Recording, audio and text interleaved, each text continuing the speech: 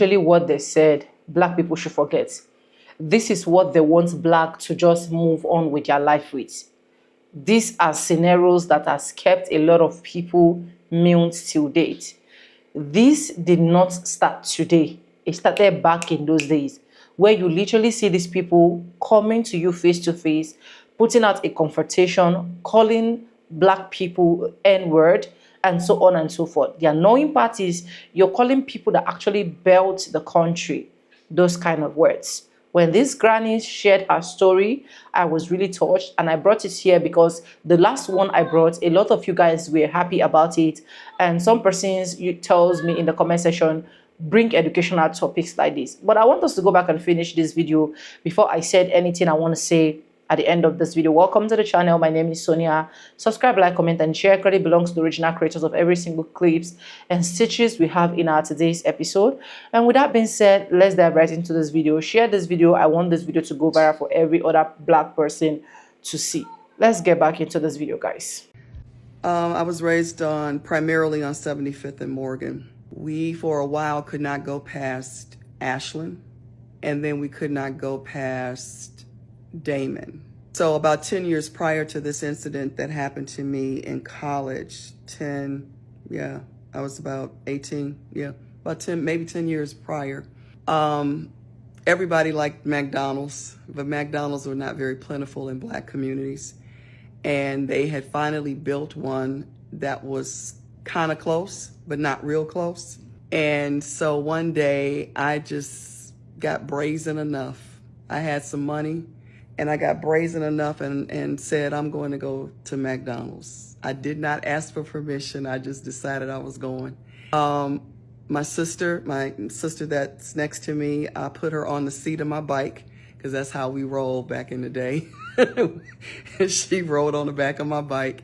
And then I went and stopped by another girlfriend of mine's house, and we all decided we're going to go. But in order to go to this McDonald's, it was on 79th Street and it was past Damon.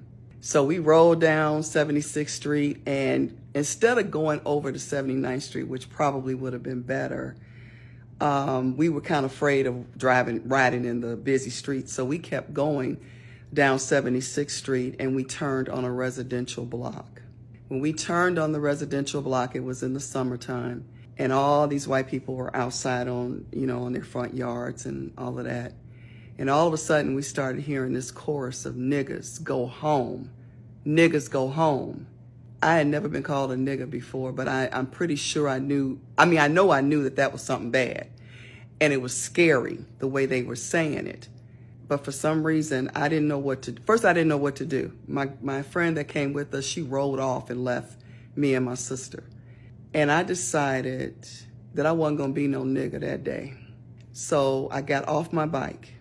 I put my sister behind me and I told her, don't move. My daddy had given me a chain, and it wasn't a chain like you go to the store and buy and it's all neat and stuff. He had cut it off of another chain, and it was to lock my bike up, and it had a lock on the end of it. And I took it, I unwrapped it from my bike, and I wrapped it around my hand, and I just stood there with my sister behind me because something was going to happen, but I wasn't going to be no nigga that day. So eventually, I don't know how I got the strength to put my sister back on the bike and get back on the bike. But we got away from there. And I went back home and I told my mom. And my mama put us in the car. She was real angry. But I don't know where the people went, because when we went back to the block, everybody was inside. I have never been so scared in my life. But I couldn't let nothing happen to my sister because my father had always drilled in my head that I had to take care of my sisters. And I think that's probably why I just stopped and stood there. I don't know if I would have done that if I had been alone. But even to this day, my sister and I talk about this. And this has been well over 50 years ago almost. And we still feel the pain of just wanting to go to McDonald's like every other child.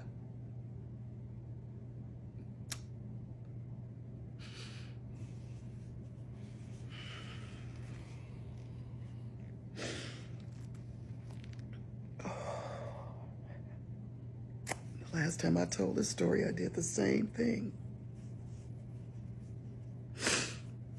I just want to add this. I did everything I could and prayed so hard that my children would never have to be called a nigger, would never have somebody threaten them like my sister and I experienced. And I thought you all were going to make it. And it seems like we're going right back to that same place.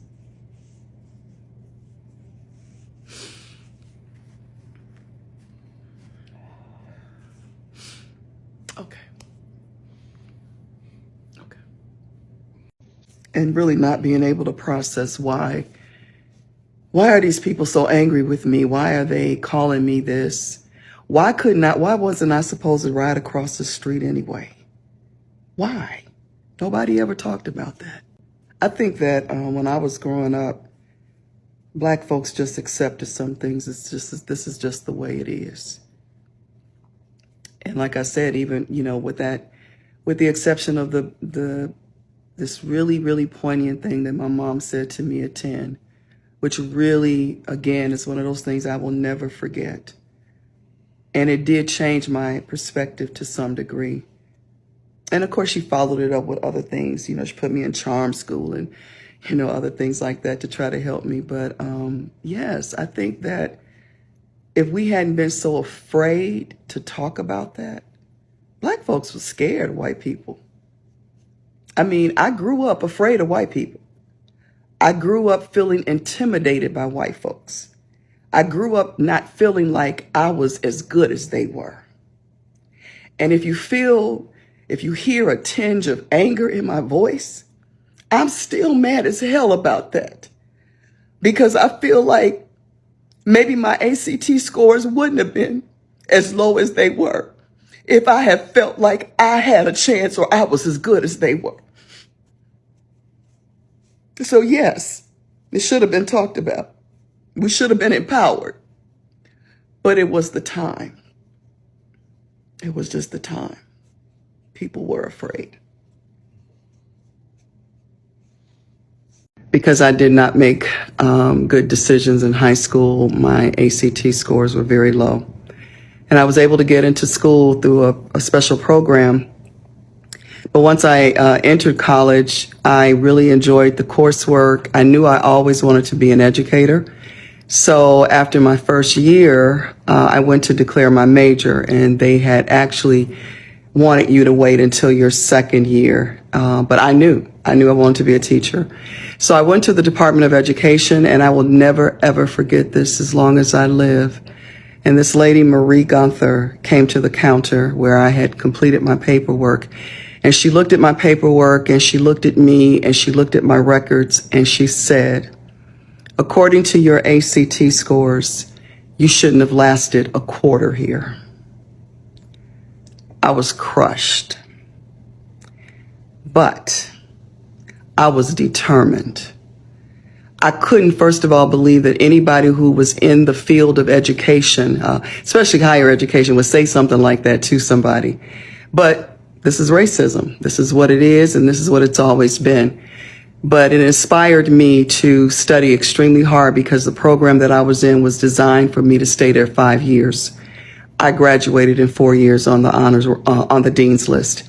And it was a pleasure to go back and find this same woman still in this department and be able to slam my paperwork down on the counter for declaration of graduation 4 years after she made that comment. That was certainly one of the hardest things to deal with, but it also inspired me throughout other obstacles in my life. Probably because it just reminded me of other negative things that have been said to me that I, for a while, allowed to keep me down. I don't think I'm much different than some people when you encounter a lot of negativity. I experienced quite a bit of negativity growing up, and it really beat down my self-esteem for a while. And I guess maybe I just finally reached a point where I was tired of being underestimated and wanted to even prove to myself that I could do more than what people were expecting of me. It didn't just start today. It did not. It did not. It did not. And we all know that the black folks are the only ones permitted to use the N-word. The white people are not permitted to use the N-word. But at the end of the day, if you keep seeing what these people are doing, these people keep doing things that will literally provoke every single black person. When I listen to the story, honestly, my heart bleed. My heart bleed that a lot of black people have been suffering this for centuries, and even up till now, they still get to deal with it.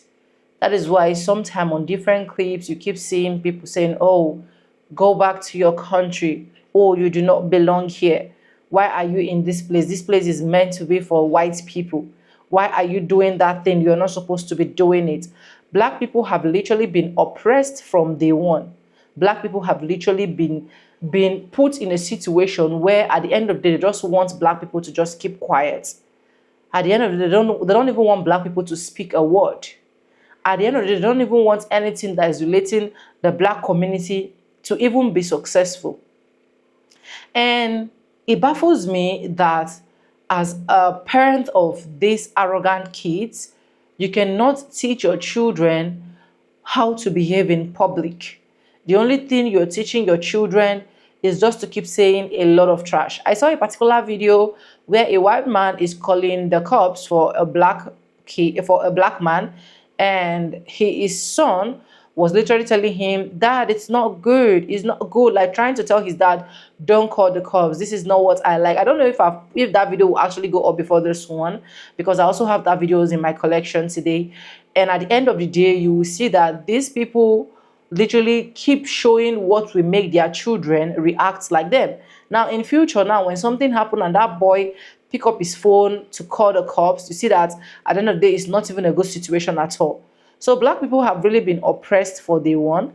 From day one, black people have really been tortured. Black people have really gone through a lot. And that is why I don't want to hear that scenario of let's forget about it. It's a thing of the past. It is never a thing of the past. Because if it is a thing of the past, even up to date, what we are seeing, a lot of people will not be going through it. We still have black folks that are still suffering into this deep grief. Something that has happened that they can't just let go. In fact, it's even making them to hate themselves more for them not being able to let go. And these are people that are creating such scenarios, the white folks.